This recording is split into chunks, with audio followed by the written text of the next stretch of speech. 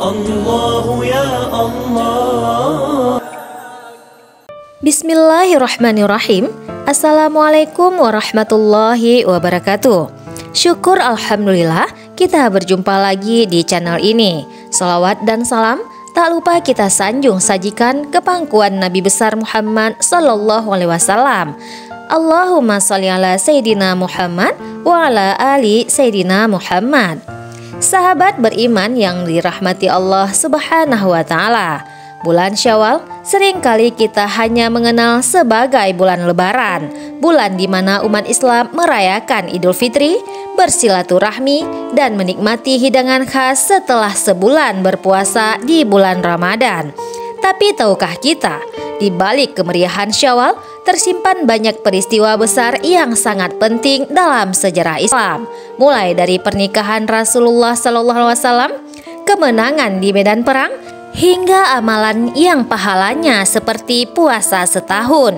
Yuk kita gali bersama apa saja 11 peristiwa penting yang terjadi di bulan Syawal dan bagaimana kita bisa mengambil hikmahnya dalam kehidupan kita sehari-hari. Yang pertama adalah Hari Raya Idul Fitri atau kemenangan sejati. Tanggal 1 Syawal, umat Islam merayakan Hari Raya Idul Fitri. Tapi ini bukan sekedar hari makan-makan setelah berpuasa. Idul Fitri adalah simbol kemenangan spiritual. Selama Ramadan, kita melawan hawa nafsu, memperbanyak ibadah, menahan amarah, dan menguatkan hubungan dengan Allah Subhanahu wa ta'ala.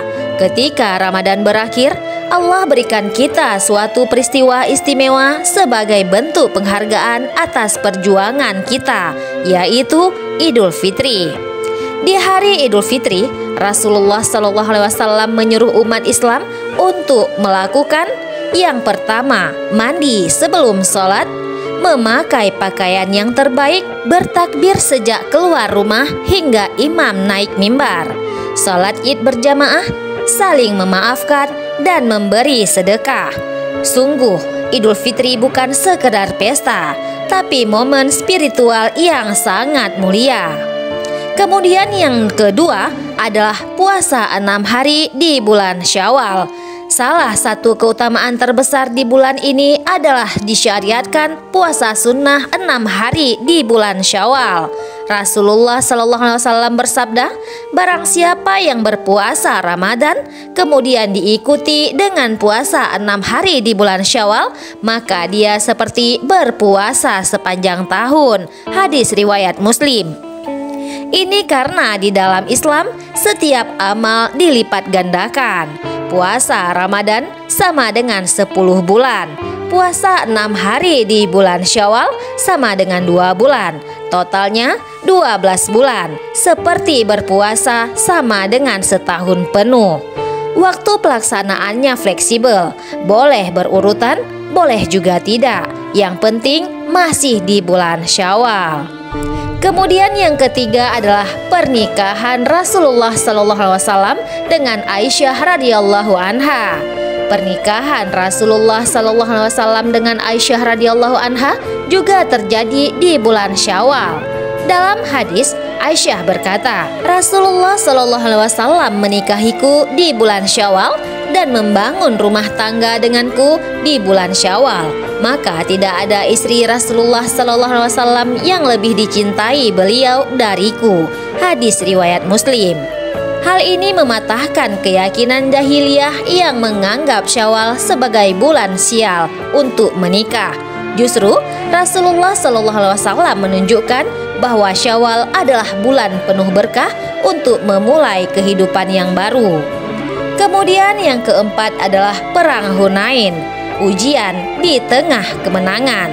Setelah kemenangan besar dalam Fatu Makkah, maka pada bulan Ramadan tahun 8 Hijriah, Rasulullah SAW dan kaum muslimin menghadapi ujian berat, yaitu Perang Hunain. Perang ini terjadi di lembah Hunain di bulan Syawal. Pasukan Islam menghadapi suku Hawazin dan Saqif. Meskipun kaum muslimin juga berjumlah banyak, di awal peperangan mereka sempat kocar-kacir karena serangan mendadak.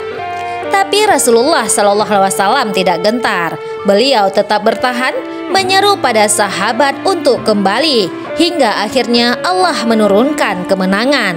Pelajarannya, jangan pernah sombong karena jumlah atau kekuatan. Kemenangan hanya datang dari Allah. Sungguh Allah telah menolong kalian di banyak medan perang, termasuk di perang Hunain. Quran Surat At-Taubah ayat 25. Kemudian yang kelima adalah pengepungan kota Taif.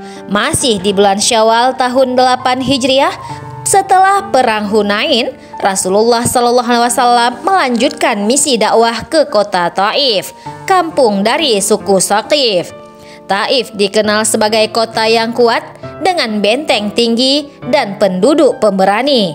Rasulullah SAW dan pasukan muslim mengepung Taif selama lebih dari 20 hari. Meskipun Taif belum berhasil ditaklukkan saat itu, pengepungan ini menunjukkan ketekunan, strategi, dan kesabaran dalam dakwah Islam. Kemudian kejadian yang keenam adalah kelahiran Imam Ahmad bin Hambal pada tahun 164 Hijriah.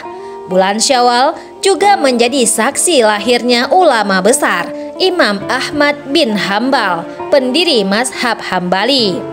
Beliau lahir di Baghdad Syawal tahun 164 Hijriah. Dikenal dengan kesederhanaannya, hafal ribuan hadis, dan sangat gigih dalam membela sunnah Rasulullah SAW. Imam Ahmad jadi simbol perjuangan ulama dalam menjaga kemurnian Islam, bahkan rela dipenjara dan disiksa karena menolak mengatakan bahwa Al-Quran adalah makhluk. Kemudian yang ketujuh adalah wafatnya Imam Ibnu Katsir pada tahun 774 Hijriah. Salah satu ulama besar yang wafat di bulan Syawal adalah Imam Ibnu Katsir, penulis kitab tafsir yang terkenal, yaitu Tafsir Ibnu Katsir. Kitab tafsirnya hingga hari ini masih menjadi rujukan utama para ulama, penuntut ilmu, hingga masyarakat awam. Wafatnya di bulan Syawal menjadi pengingat bahwa hidup ini sangat singkat, tapi ilmu dan amal bisa terus mengalir. Yang kedelapan adalah Masjid Quba dan penyempurnaannya. Masjid Quba adalah masjid pertama yang dibangun oleh Rasulullah SAW setelah hijrah. Proses pembangunan utamanya terjadi pada bulan Rabiul Awal, tapi penyempurnaannya berlangsung hingga bulan Syawal. Masjid Quba punya keistimewaan. Barang siapa bersuci di rumahnya lalu pergi ke Masjid Quba dan salat di sana, maka dia mendapatkan pahala seperti umrah. Hadis riwayat Ibnu Majah. Bulan Syawal pun identik dengan awal baru, seperti hijrah Rasulullah SAW dan pembangunan Quba yang menjadi simbol keteguhan komunitas Islam. Yang kesembilan adalah umrah Rasulullah SAW di bulan Syawal. Rasulullah SAW melakukan 4 kali umrah dalam hidupnya. Salah satu terjadi di bulan Syawal, yaitu umrah qada, sebagai pengganti umrah yang terhalang oleh kaum Quraisy saat perjanjian Hudaybiyah. Ini menunjukkan bahwa Syawal adalah waktu yang mulia untuk melakukan ibadah umrah, terutama bagi mereka yang punya kesempatan setelah Lebaran. Yang ke-10 adalah Syawal, bulan silaturahmi dan penyambung hati. Walau silaturahmi bisa dilakukan kapan saja, bulan Syawal menjadi momen paling luas untuk menyambung tali persaudaraan. Rasulullah SAW bersabda, "Barang siapa yang ingin dilapangkan rezekinya dan dipanjangkan umurnya, maka hendaklah ia menyambungkan tali silaturahmi." Hadis riwayat Bukhari dan Muslim. Bahkan dalam budaya Islam, momen saling maaf-memaafkan di bulan Syawal adalah cerminan ajaran Nabi tentang ukhuwah dan kedamaian hati. Yang terakhir adalah Syawal, awal hijrah kehidupan. Syawal bukan hanya penutup Ramadan, tapi juga awal baru dalam perjalanan hidup kita, seperti hijrah Rasulullah SAW yang mengubah sejarah umat manusia. Syawal mengajak kita untuk hijrah dari keburukan menuju kebaikan. Jangan sampai Syawal hanya jadi tempat liburan. Jadikan ia batu loncatan untuk istiqomah setelah bulan Ramadan.